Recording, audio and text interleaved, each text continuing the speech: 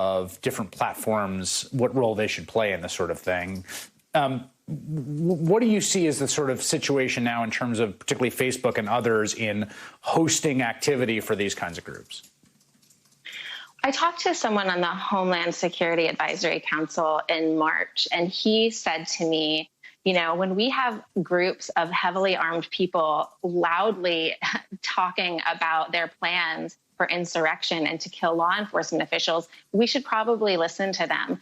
It seems that we haven't. And Facebook right now continues to host boogaloo groups who are getting around their very, just the basic level of content moderation they're doing for these groups. And, you know, right now they're existing on Reddit they're even siphoning off to smaller, more private forums that we're seeing like Discord. I mean, the long and short of it is that these groups continue to exist even after all this violence. So in terms of what the platforms, their role in it, their responsibility, it seems they're taking very, very little.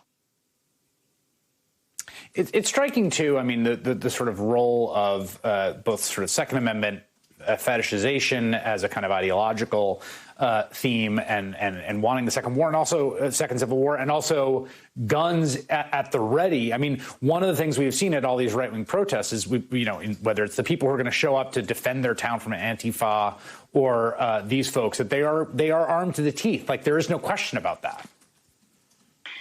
Yeah, they are. They have lots of guns, and they show their power level, and that's sort of that's the one plus in this, is that, you know, a lot of these extremists really are open about their extremist ties. So we can see the fact that they're all wearing, you know, Hawaiian shirts, for example, as another sort of stupid in-joke that sort of masks the real danger that they pose. We see them, you know, with boogaloo patches and other sort of insignia that can sort of call them out. But the scary thing for protesters that we've talked to, Black Lives Matter protesters and others, is that when they're at these protests, they can't tell the difference between who is there, you know, advocating for their Second Amendment right and who is an actual, you know, real threat.